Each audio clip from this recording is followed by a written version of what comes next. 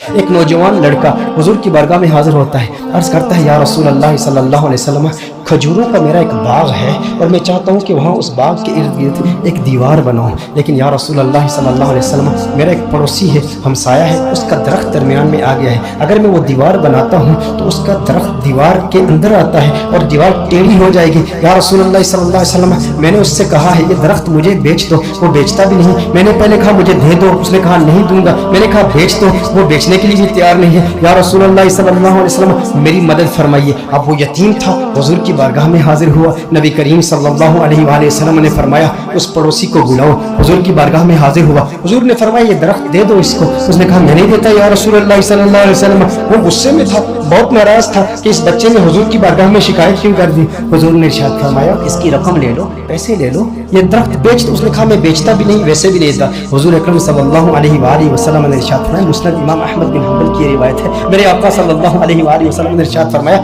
اچھا ایسا کرو کہ یہ درخت تم اس کی قیمت بھی لے لو اور اس درخت کے بدلے جنت میں ایک ایسا درخت ہوگا کہ جس کا سایہ اتنا طویل ہوگا کہ اس کے نیچے اگر 100 سال تک ایک سوار اگر سواری کرتا رہے تو اتنی طوالت ہے اس کی، اتنا سایہ ہے اس کا، وہ درخت جنت کا بھی لے لو، اس نے کہا یا رسول اللہ صلی اللہ علیہ وسلم میں قبول نہیں کرتا۔ اب وہاں پر صحابہ کرام علیہم رضوان موجود ہیں، حضرت سیدنا ابو الدحداء رضی اللہ تعالی عنہ صحابی رسول موجود ہیں، عرض کرتے ہیں یا رسول اللہ صلی اللہ علیہ وسلم آقا اگر یہ درخت میں کسی طریقے سے اس سے خرید کر اس یتیم کو دے دوں تو کیا یہ آپشن میرے لیے بھی اوپن ہے کہ جنت میں مجھے بھی وہ درخت مل جائے گا؟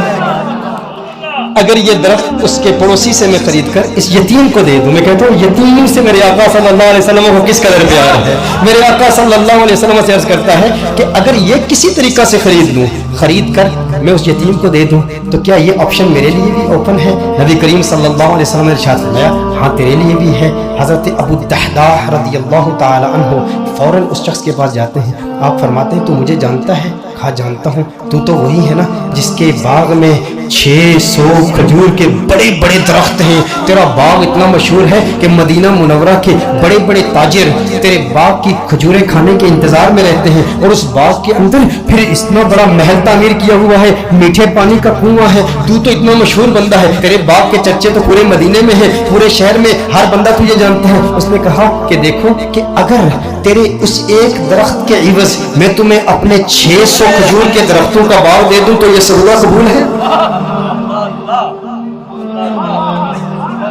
یہ سودا قبول ہے؟ وہ حیران ہو گیا، یہ کیسے ہو سکتا ہے؟ ایک درخت اور ادھر اتنا بڑا باغ، ابو الدحداء کیا بات کر رہے ہو؟ کیا واقعی یہ سودا کرنا چاہتے ہو؟ ابو الدحداء رضی اللہ تعالی عنہ نے فرمایا بالکل، وہ میرا پورا باغ تیرا، 600 کھجور کے درخت ہیں، اس میں ایک بڑا ہی خوبصورت محل ہے اور اس کے گرد ایک بڑی نمایاں دیوار ہے جو مدینہ منورہ میں دور دور سے نظر آتی ہے، کہا وہ بھی تجھے دے دوں گا، وہ محل بھی تیرا، وہ ساری کھجوروں کے درخت بھی تیرے، وہ سارا باغ بھی تیرا، کس کے عوض؟ ایک درخت۔ کہا ٹھیک ہے، اور حضور کی گواہی میں یہ سودا ہوتا ہے۔ اب ابو الدحداء رضی اللہ تعالیٰ عنہ فوراً وہاں سے جاتے ہیں، اب ان کی جو زوجہ ہے وہ اس باغ کے اندر ہے، باہر سے آواز دیتے ہیں اپنی زوجہ کو، ہے ام دحداء ذرا باہر آؤ باہر آؤ، میں نے اس باغ کو بیچ دیا ہے۔ اب ام دحداء جانتی ہیں یہ بہت بڑا تاجر ہے، بہت بڑا بزنس مین ہے، خسارے کا سودا نہیں کرتا، کبھی خسارے کا سودا نہیں کرتا۔ ام دحداء نے کہا ہے ابو الدحداء کیسے سودا کیا ہے؟ کہا جنت کے ایک درخت کے عوض میں نے بیچا ہے۔ اب دیکھو میرے دوستوں، اب دیکھو ام دحداء، وہ نیک بخت خاتون، وہ خوش قسمت خاتون، اس کی عظمتوں کو سلام۔ آج آپ سوچیں کہ اگر آپ کی بیوی ہوتی اور آپ اپنے گھر جاتے اور اپنی بیوی سے کہتے ارے سنتی ہو باہر آ جاؤ باہر آ جاؤ، گھر سے باہر نکلو، یہ گھر اللہ کی راہ میں دے دیا ہے، وہ کہتی ارے ابھی تو یہ نیا ٹی وی رکھا ہے، ابھی کچھ زیورات رکھے ہیں، زیورات تو نکالنے دو، ارے نادان انسان تو نے کیا کیا، گھر ہی اللہ کی راہ میں دے دیا۔ ابو الدحداء رضی اللہ تعالیٰ عنہ نے باہر سے آواز دی، کہا ایک جنت کے درخت کے عوض۔ ام دحداء نے یہ بات سنی، کہا تو نے بڑے منافع کا سودا کیا ہے، بہت منافع کا سودا کیا ہے۔ ام دحداء فوراً اپنے بچوں کو پکڑ کے اس گھر سے باہر نکلتی ہے، باغ سے باہر نکلتی ہے، اب ننھے بچوں کے ہاتھ میں کچھ کھجوریں بھی ہیں، کھجوریں ان کے ہاتھ سے نکال کے کہتی ہے اب یہ کھجوریں ہماری نہیں ہیں، میں نہیں چاہتی کہ کوئی ایک کھجور اللہ کے راہ میں دیے گئے مال سے میں اپنے جیب میں رکھ لوں، تو لے لے، کہیں اس کی وجہ سے جنت کے درخت میں ہمیں خسارہ نہ ہو، کہیں جنت کے درخت سے محروم نہ ہو جائے۔ ساری کھجوریں لے کر باغ کے اندر رکھ جاتی ہے۔ کہا کہ اس کا ایک ننھا بیٹا تھا، اس کے منہ میں ایک کھجور تھی، मुंह से खजूर निकाल कर फौरन बाग में रख दी। कहा अब इस पर हमारा कोई हक नहीं है, ये अल्लाह का माल है, अब हमने अल्लाह की राह में दे दिया है।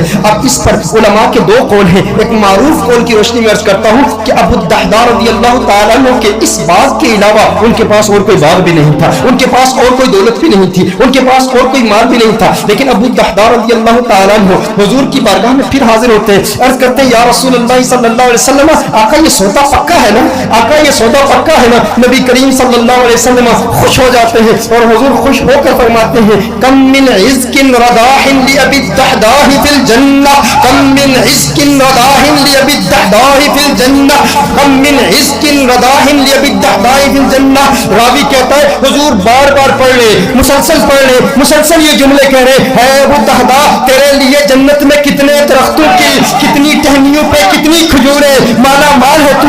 बार बार हुजूर इरशाद फरमा रहे, बार बार यही जुमले। और दो रिवायात इसमें, दो मुख्तलिफ रिवायात में मुख्तलिफ अल्फाज है। कम मिन इज़्किन रदाहिन लि अबी दहदा फिल जन्नह। हुजूर अकरम सल्लल्लाहु अलैहि वसल्लम ने एक दूसरी रिवायत में फरमाया एक दरख्त के इवज एक दरख्त का सौदा किया था, अब तो तूने 600 दरख्त दे दिए तो जन्नत में 600 दरख्त तो कम से कम तुझे मिलेंगे ना। मैं मोहम्मद अरबी सल्लल्लाहु अलैहि वसल्लम जन्नत में देख रहा हूँ कि खजूरों के कितने दरख्त अल्लाह जल्ल व अला ने तुझे दे दिए हैं। मेरे दोस्तों इतनी कुर्बानी दी, एक यतीम की खातिर दी, लेकिन उन लोगों की कुर्बानी का अंदाज भी देखे, उनकी कुर्बानी का अंदाज भी निराला है। आज कोई कुर्बानी दे ना और उसे जन्नत की जमानत मिल जाए, या कोई कहे, कोई शेख ही कह दे, कोई स्कॉलर ही कह दे, कोई ऑर्गेनाइजेशन का मेंबर ही कह दे, कोई तहरीक वाला ही कह दे, इतना काम करे ना तो फिर तेरा काम कबूल हो जाएगा। वो कहते हैं मैंने तहरीक के लिए, मैंने दीन के लिए, मैंने इस मस्जिद की तामीर के लिए, मैंने कंजुल हुदा के लिए, मैंने दीनी ऑर्गेनाइजेशन के लिए, अपनी तहरीक के लिए इतना बड़ा काम किया, अब ये काम काफी है। लेकिन सहाबा किराम अलैहिम रिज़वान का ये मिजाज नहीं था।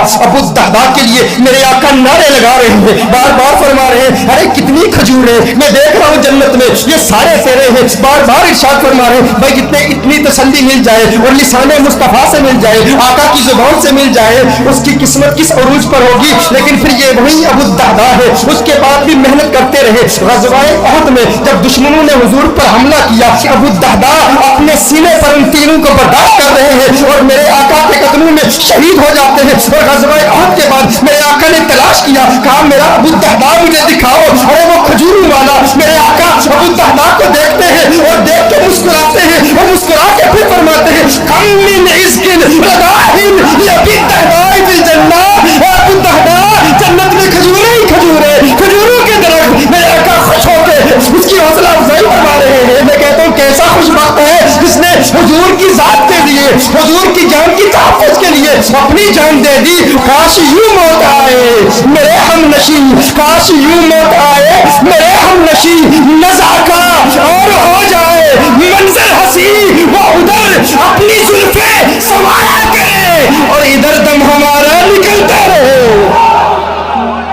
हुजूर की जुल्फों का असीर, हुजूर की जुल्फों को देखता हुआ इस दुनिया से चला गया। दिल में, जिगर में, आंख में बस तू ही तू रहे, इसके सिवा न दिल में कोई आरज़ू रहे।